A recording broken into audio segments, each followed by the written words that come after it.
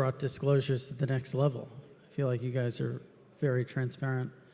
I think that, if I could take that for 1 second, the Monad project's disclosures, which I think have been talked about on Twitter, like market makers, things like that, people have been giving a lot of kudos, but I think it's actually just that should be the standard. That should be what's expected. Yeah, the two reflections I would make on the platform itself go back to lessons learned from history. And one of the coolest things about crypto is this idea of being inclusive. One of the hardest things to deal with, if there's no barrier to entry into the marketplace, as Keone said, it tends to invite bad actors into the space. So the philosophical question, but the practical reality is, how do you create a standard and a threshold through which just the best businesses can pass? And I don't think Coinbase is trying to be a unique standard by itself, but if we establish for the brand that we've got, we protect the brand. If we have a very rigorous standard for what gets done on the platform, that doesn't mean we're endorsing everything that comes through it. That just means there's been a lot of work and diligence that went through the evaluation of how to get someone into the platform. Then maybe investors should do their own diligence, but maybe that's helpful to everyone in crypto, actually, for kind of weeding out a little bit of those fly-by-night sort of actors. On the flip side, on the investor side, we can debate this too. The reason why you have all these thresholds for investors, beginning with mass retail and then accredited investors, and there's a whole layer, and only the top layer gets the best stuff.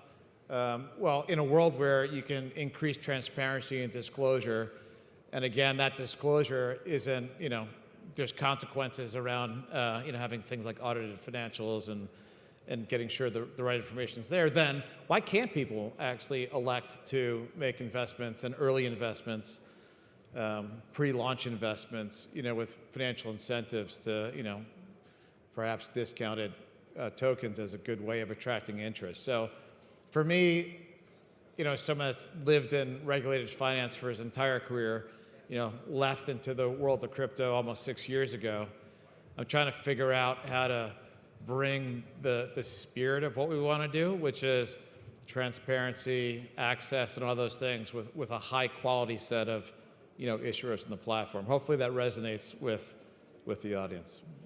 So we've talked a bit about the past. For the future, what does this moment mean for token sales? Well, we're notoriously slow in terms of bringing things to market, and honestly, it's a source of constant tension, but people describe it as like a champagne problem. We've got a bunch of high-quality issuers that want to hit the marketplace. So I hope that over time, the pace of bringing deals is something like once a month. I'm not sure, but I'd like to see the greatest number of high-quality projects that we can have in the marketplace. It'd be great and maybe wishful thinking, but I hope they all go well. I feel like we've got a good runway. I can't say anything about the forward price of anything for sure, but I feel like the backdrop is very constructive in terms of where we stand for us as an industry. I've been through a couple peaks and valleys since joining Coinbase, but it feels to me, with the regulatory backdrop we have, the sentiment that we've got, the amount of evidence I see with institutions of all types, from small entrepreneurs to the biggest investors entering into the space, looking at how to deploy technology, how to solve new use cases, how to create new dApps. I don't think that, even if we get another price correction, which we should get, I don't think it's going to take any momentum out of the engagement that we have on both the issuer and the investor side. So I'm super constructive for the 18 months to 2 years out. So am I. Very constructive. What say you, Keone? About what I'm thinking about going forward? Yeah. I think the world is just such a big place. There's so much,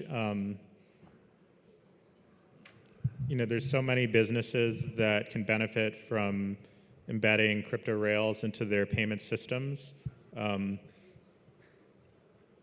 big part of our effort at the Monad Foundation is enabling growth of stablecoins. We acquired a company called Portal 3 or 4 months ago that is an amazing team and an amazing product that enables any business to embed stablecoins.